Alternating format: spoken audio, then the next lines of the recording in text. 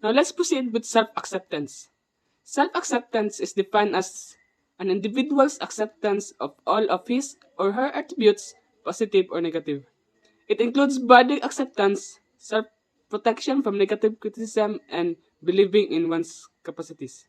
Ernest Hemingway once quote, "You can't get away from yourself by moving from one place to another." According to Shepard, self-acceptance is an individual's satisfaction or happiness with him or herself, and is thought to be necessary for good mental health. Self-acceptance involves a good understanding of oneself, a realistic, subjective awareness of one's strengths and weaknesses. It results in the individual's feeling about himself or herself that she or he is unique worth. Na dadama ng isang tao or individual kung ano ang kanyang mga strengths and weaknesses at kung ano siya ka unique. Self-acceptance means accepting yourself fully for the person you are and loving yourself while acknowledging your shortcomings or limitation. To be self-accepting means to honestly accept the facts of your reality rather than to deny, disown, or repress the things which you don't like about yourself. A person who lacks acceptance may find himself or herself in the state of frustration, tension, boredom, or even anger.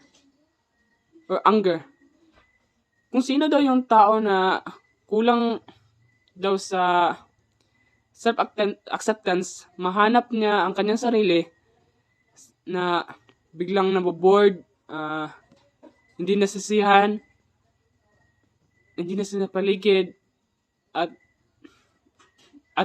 iba pang negative na emotion. These feelings may build up inside the person and may affect his or her health. Running away from the problems will not solve them, and realizing that while we cannot accept something which we don't like, we are still able to change or improve it.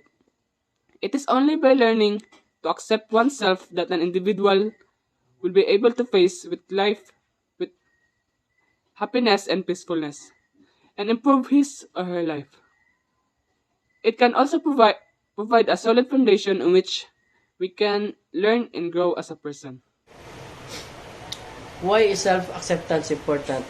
It is important because if you do not accept yourself for who you really are, you will have a feeling of low self-esteem.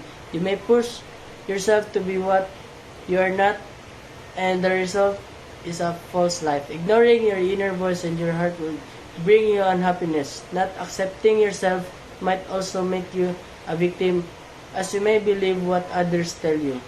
When you are unsure of who you are and what you want, you will not be able to trust yourself, leading to low self-confidence. Self-acceptance is important because self-acceptance gives you more confidence in yourself. It makes you less vulnerable to criticism. It means to deeply and totally accept every aspect of yourself unconditionally and without exception. To achieve self-acceptance, you must learn to accept the parts of yourself you consider negative or undesirable. Steps for increasing self-acceptance. First, you know who you are. Take time to think about who you are, your personality, your background, and what makes you tick. The more you judge yourself, the less you will see who you really are. Second, understand that there are both positive and negative aspects of you, and you should accept this as part of who you are. There are the things that you may not like about yourself. Just acknowledge and accept them. Only you can improve. Be kind to yourself and don't always say no to yourself. No to your desires, no to having any needs. No to making time for yourself. No to letting yourself be helped. The more you accept yourself, the more you trust your goodness, wise heart, and natural intuitions. Be true, be true to yourself. If you lack acceptance, your personality will begin to compare itself negatively with people around you. Abandon self-defeating behaviors. When you identify solely with your ego, you can end living in your head, feeling distant from your heart and disembodied from your true nature. You then feel increasing self of aloneness. You think you are separated from the world, but in fact you are cut off from your unconditioned self.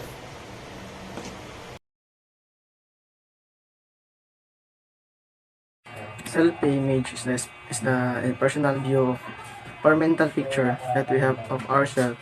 Self-image is an internal dictionary that describes the characteristics of the self, including such things as intelligence, beautiful, ugly, and talented, selfish and kind, selfish and kind.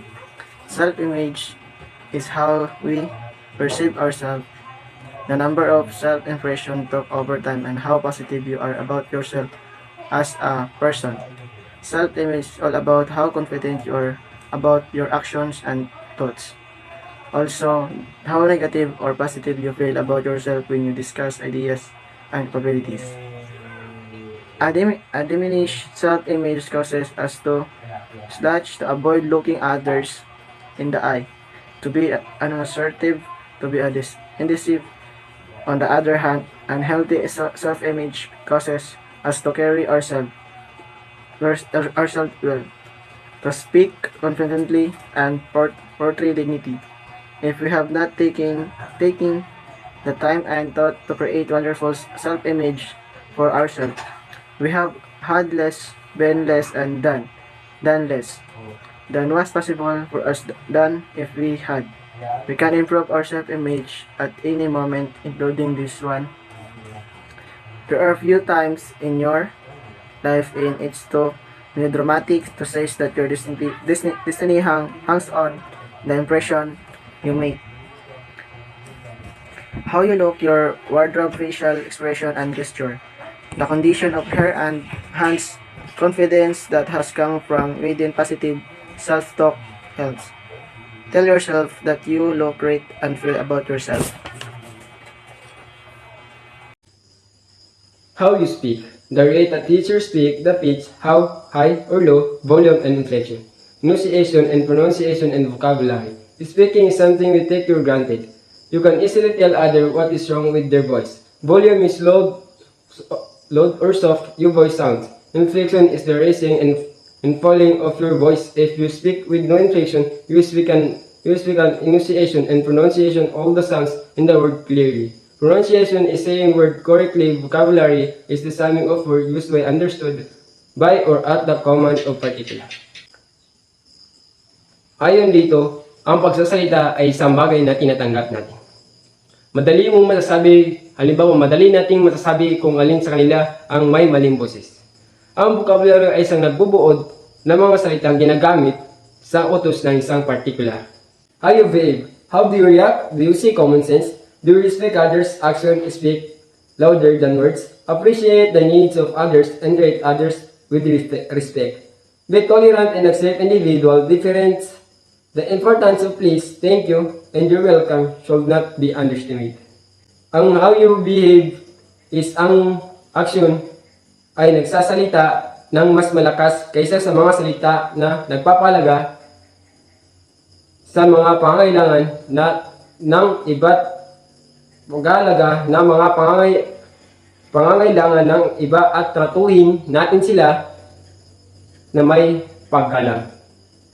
Ang malaga sa patawad ay salamat sa iyong pagtanggap ay hindi dapat maintindihan o halimbawa hindi dapat natin i-estimate ito.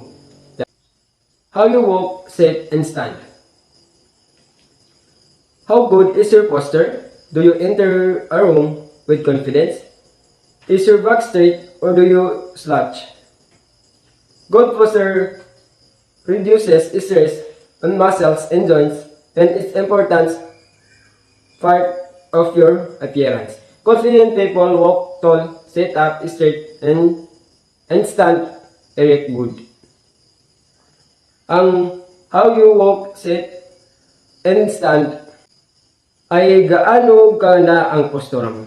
Halimbawa na lang, pag nasa stage ka ba, pumapasok ka ba sa isang silid na may kumpiyansa sa iyong sarili? Halimbawa, pumapasok ba tayo sa isang silid na may kumpiyansa tayo sa ating sarili?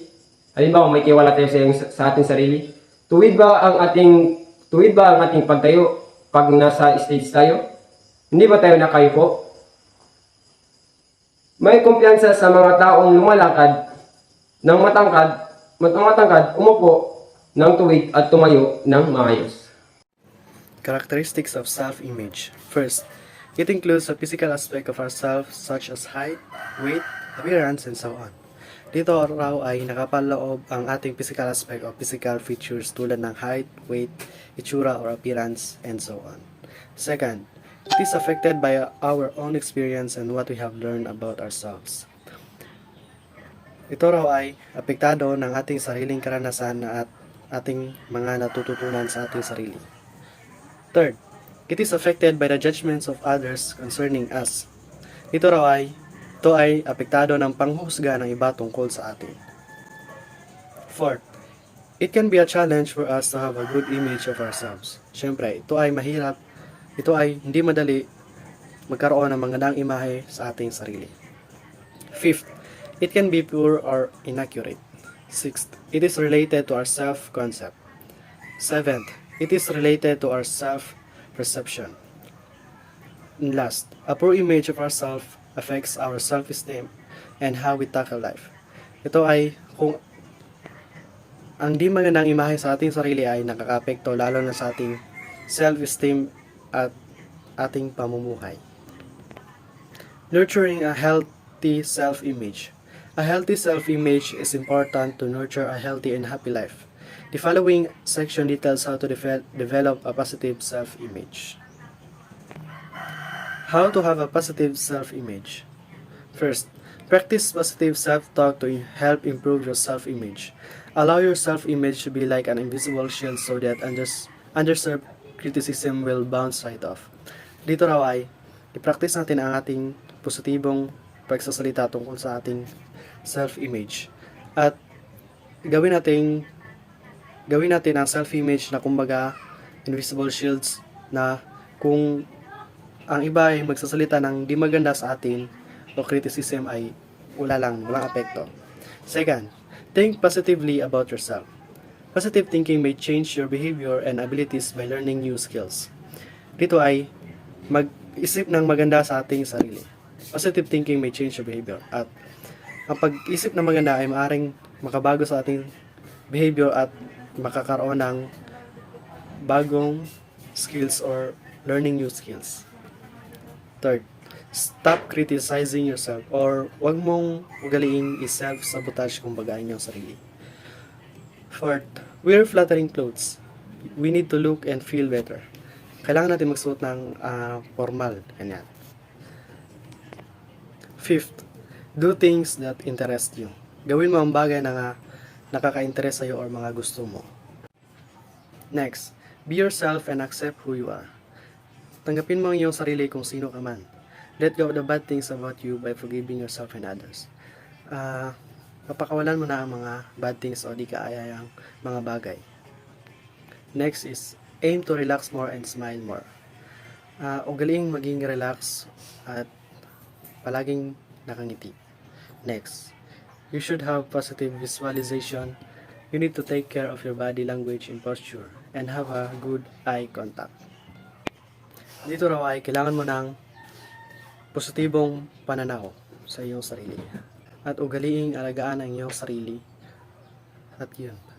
Next, take good care of your body. Exercise and healthy living helps you to feel good about yourself. Get enough sleep. Next, do something useful for others. Sometimes stepping outside yourself, forgetting your own worries, and helping someone else can give your self-esteem a big boost. At ang panghuli na isang hadith galing kay Sahih Muslim, Book 42 Hadith, number 7070. Abu Hurairah radhiyallahu anhu reported Allah's Messenger, may peace be upon him, as saying, Look at those who stand at a lower level than you, but don't look at those who stand at a higher level than you. For this would make the favors conferred upon you by Allah insignificant in your eyes. Ayon dito, tingnan mo ang mga nakatayo sa mas mababang antas kaysa sa iyo. Ngunit huwag tumingin sa mga nakatayo sa mga mataas na antas kaysa sa iyo, dahil ito ay magiging hindi gaano maganda sa iyong mga mata. At dito na nagtatapos ang aming reporting.